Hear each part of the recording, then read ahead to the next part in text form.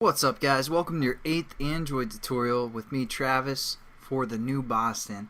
What we're going to do in this tutorial is basically use some of those IDs that we set up in XML and get them into Java and set up some variables pretty much. But the first thing I want you guys to realize is in XML, basically all of these things are considered as views.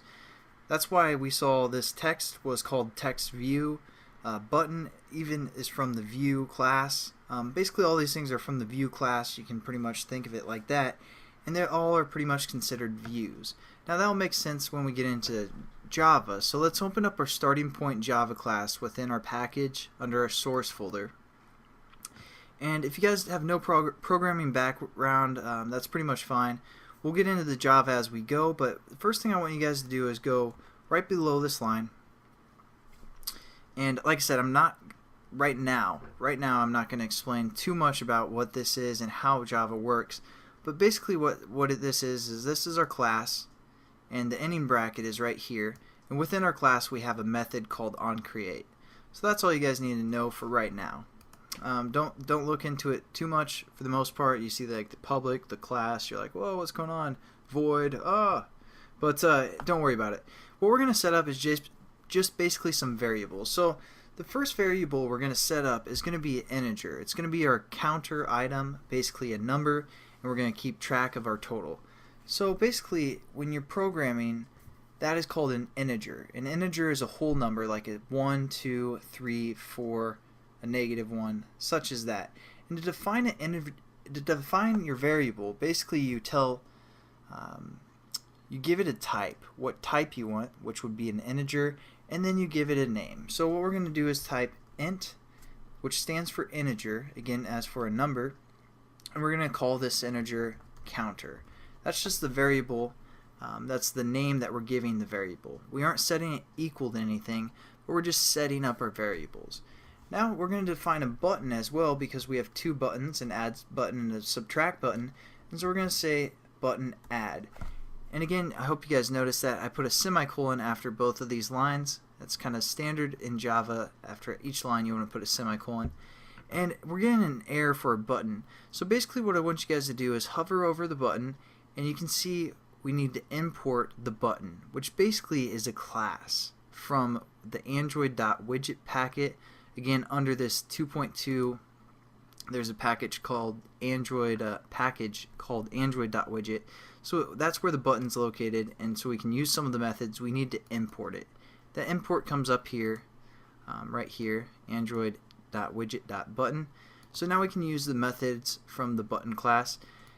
So there we go. We set up a button variable. Again, it doesn't mean anything. We just set up this variable called add, which is a button. Now we can set up another button called subtract down here as well, but when you want to define more than one button, you can also just hit a comma sub for subtract, or for a second button. So now we have two button variables, an add button and a subtract button. Again, they don't mean anything. And the last thing we need to do is set up our text view. So we're going to say text view, and we're going to call this one display. And again, you guys can name these whatever you want. This is just the names that I'm using, but we do have to use this type, which is the text view. Again, we have to import it so we can use some of the methods from the text view class. So we have our variables set up, and now we want to connect them to the XML. So what we're going to do is go within this onCreate bracket below the set content view, and again that will be this bracket right here. So that way we know we're within our onCreate method, and we're going to set our counter equal to 0 starting out with.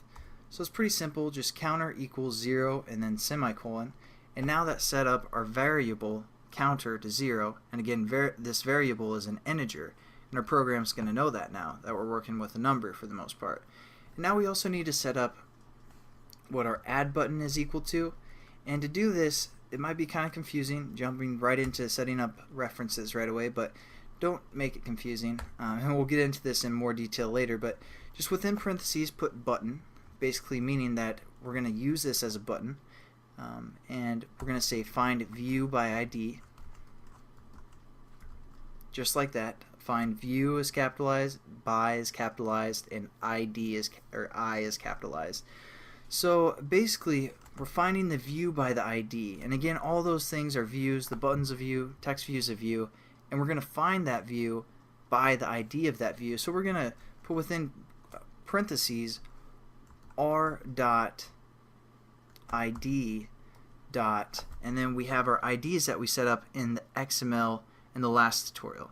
Since we're setting up our add button in Java, we're going to say button add, and then we just have to hit a semicolon at the end of this, and we basically set up our ID.